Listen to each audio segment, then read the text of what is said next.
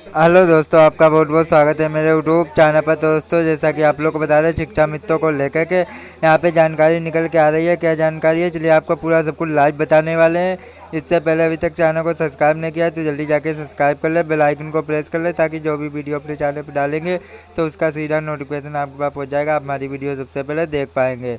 जानकारी अच्छी लगे तो लाइक अवश्य कर देना। तो चलिए आपको पूरी अपडेट बताते हैं क्या जानकारी है जो शिक्षा मित्रों को लेकर के निकल के आई है। अभी भी उत्तर प्रदेश में 42,230 ऐसे शिक्षा मित्र हैं जो टेट क्वालिफाइड हैं। 1 लाख से अधिक ग्रेजुएट और पोस्ट ग्रेजुएट शिक्षा मित्र हैं जो लगभग 20 वर्ष से पढ़ाने का कार्य कर रहे हैं, लेकिन अभी तक शिक्षक नहीं बन पाए।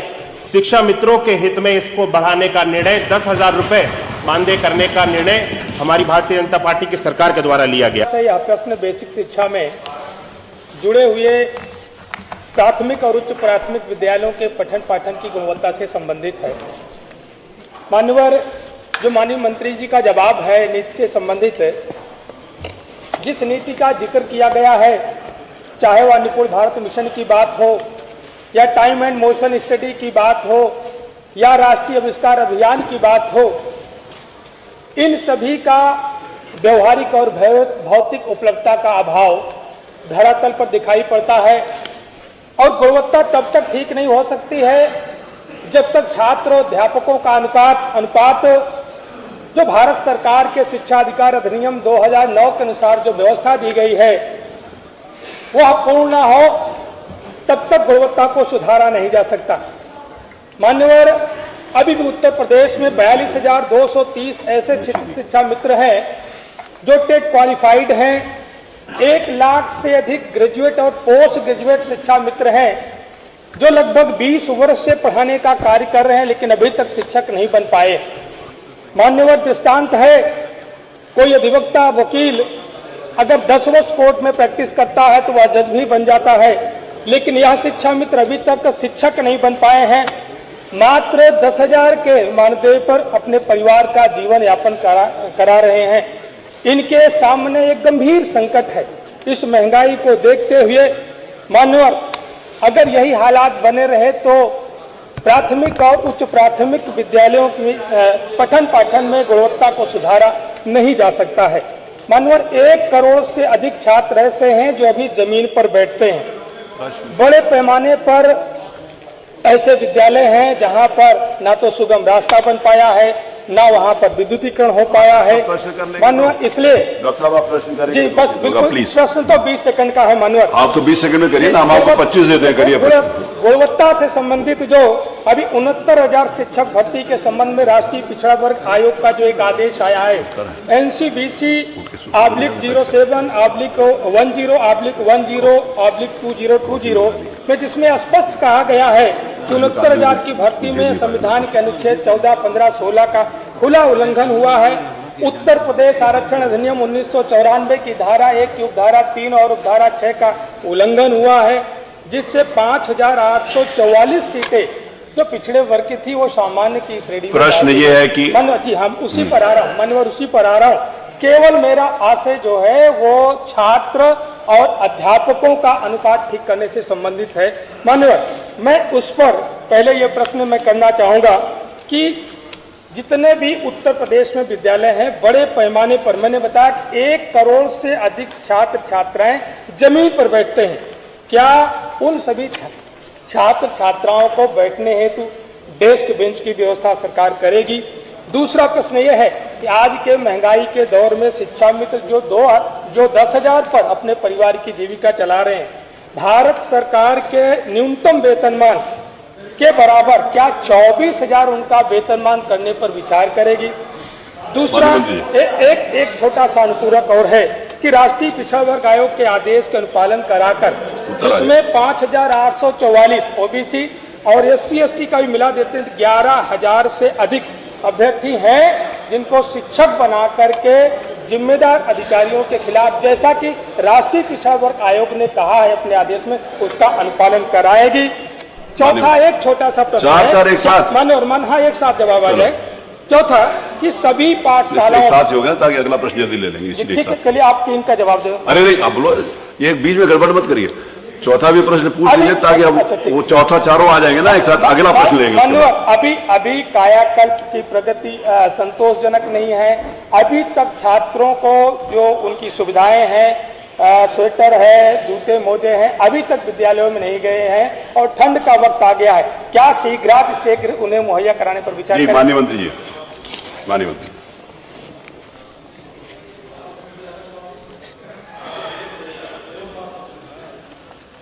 माननीय अध्यक्ष जी, जो माननीय सदस्य ने जिज्ञासा जताई है, उनका जो मूल प्रश्न था, मूल प्रश्न से हट करके काफी सारे उन्होंने प्रश्न पूछे हैं और जानकारी पूछी है, लेकिन फिर भी मैं उनको आपके माध्यम से जानकारी देना चाहता हूं कि उत्तर प्रदेश में शिक्षा व्यवस्था जिस तरह से 2017 से पहले परिषदीय विद्यालयों की स्थिति थी, आज अगर 5 वर्ष के पिछले कार्यकाल के बाद में और इस दूसरे हमारे कार्यकाल के बाद में भी आज की हम इस स्थिति को देखें तो आज परिषदीय विद्यालयों की स्थिति काफी बेहतर स्थिति में है।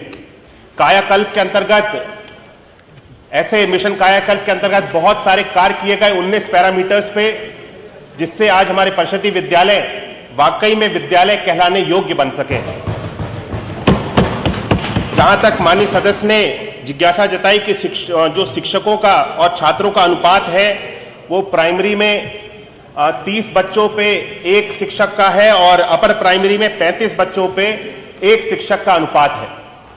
इस अनुपात को हमारे पास में अभी तक हमारे विभाग में लगभग 6,28,000 से भी अधिक हमारे पास शिक्षक हैं और ये जो शिक्षकों का और छात्रों का अनुपात है ये हमारे विभाग में बराबर है। इसको हम सब लोग इस अनुपात को बराबर बनाते हुए पठन पाठन के कार्य को पूरी अच्छी तरह से सुगमता के साथ इसको आगे बढ़ा रहे हैं।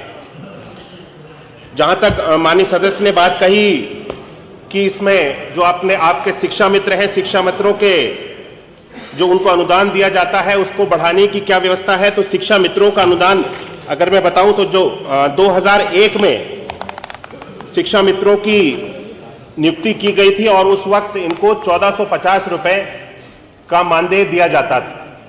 इस मानदेय को बढ़ा करके 2200 रुपए किया गया, 2200 बढ़ाने के बाद में 3500 रुपए किया गया और 3500 रुपए से सीधे इसको बढ़ा करके 10,000 रुपए माननीय मुख्यमंत्री जी के नेतृत्व में भारतीय जनता पार्टी की सरकार में शिक्षा मित्रों के हित में इसको बढ़ाने का निर्णय, 10,000 रुपए मानदेय करने का निर्णय हमारी भारतीय जनता पार्टी की सरकार के द्वारा लिया गया।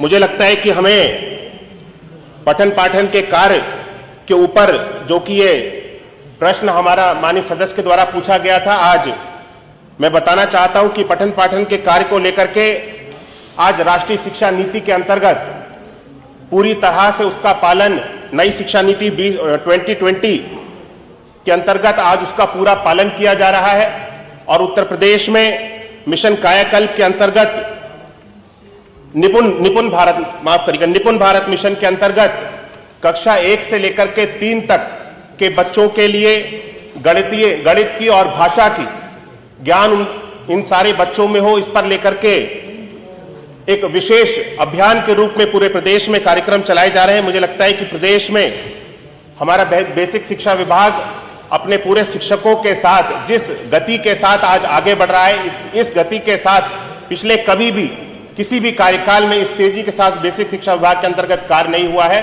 और आज पठन पाठन का कार्य बहुत बेहतर से हो रहा है और हमारा बेसिक शिक्षा विभाग हमारे विभाग में पढ़ने वाले 1,91,00,000 बच्चों के भविष्य के साथ उनके भविष्य को उज्जवल बनाने के लिए हम सब लोग मिलकर के कार्य कर रहे हैं। माननीय मुख्यमंत्री जी के मार्गदर्शन में हम सब लोग कार्य कर रहे हैं। माननीय लालजी वर्मा जी, मैं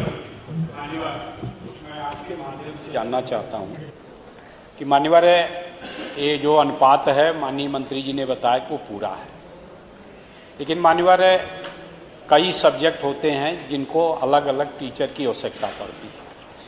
तो मैं आपके माध्यम से एक तो ये जानना चाहूँगा कि उस विषयवार जानकारी देने के लिए उसके अनुपात में शिक्षक की नियुक्ति करने पर विचार करेंगे। दूसरा सवाल एक और है मान्यवर, जो सबसे अहम है। मैं गया विद्यालय में, कई विद्यालयों में गया, पता लगता है कि शिक्षकों की प्राय मीटिंग होती रहती है, उनको गैर शिक्षण कार्य भी दिए जाते हैं, जैसे वोटर लिस्ट बनाना से लेकर तमाम अन्य कार्य, जिसके कारण वो उसी में व्यस्त हो जाते हैं और उसका परिणाम है कि मान्यवर शिक्षा का जो प्राइमरी हमारा विद्यालय है उसमें लोग जिनकी भी सामर्थ्य है, कुछ ज़्यादा उनके जेब की, वो उसमें अपने बच्चों को नहीं भेजना चाहते। जबकि सारे पुराने समय में जितने भी हमारे देश के, चाहे वो वैज्ञानिक हों, जो भी लोग हैं, IAS अफसर हों, वो प्राइमरी एजुकेशन का प्राइमरी विद्यालयों से पढ़कर ही बने। लेकिन आज उसकी स्थिति उस तरह से नहीं रह गई। तो इस बात को ध्यान में रखते हुए जो शिक्षकों से गैर शिक्षण का कार्य लिया जाता है, क्या उस पर उससे उनको मुक्ति देने का काम करेंगे? ये मेरा आपके माध्यम से निवेदन। माननीय मंत्री, माननीय सदस्य ने जो प्रश्न उठाया कि शिक्षकों से नॉन एकेडमिक वर्क को कराया जा रहा है, तो मैं बताना चाहता हूं, जानकारी देना चाहता हूं कि पिछले समय में जिस तरह की स्थिति थी कि शिक्षकों को अधिकतर नॉन एकेडमिक वर्क के से ही जोड़ा जाता था और पठन पाठन के कार्य में उनको पढ़ाने के लिए कम समय मिलता था। अब इस तरह की स्थिति प्रदेश में नहीं है, इसको पूरी तरह से लगभग समाप्त कर दिया गया है। अब ना के बराबर किसी भी शिक्षक से कोई भी नॉन एकेडमिक वर्क में उनको एंगेज किया जाता है और शिक्षकों का पूरा समय पठन पाठन थी। तो दोस्तों बस यही जानकारी थी। अगर आपको अच्छी लगी हो तो लाइक कर लेना, चैनल को सब्सक्राइब कर लेना, ताकि आपको इसी तरीके की जानकारी आगे भी देते रहेंगे। धन्यवाद।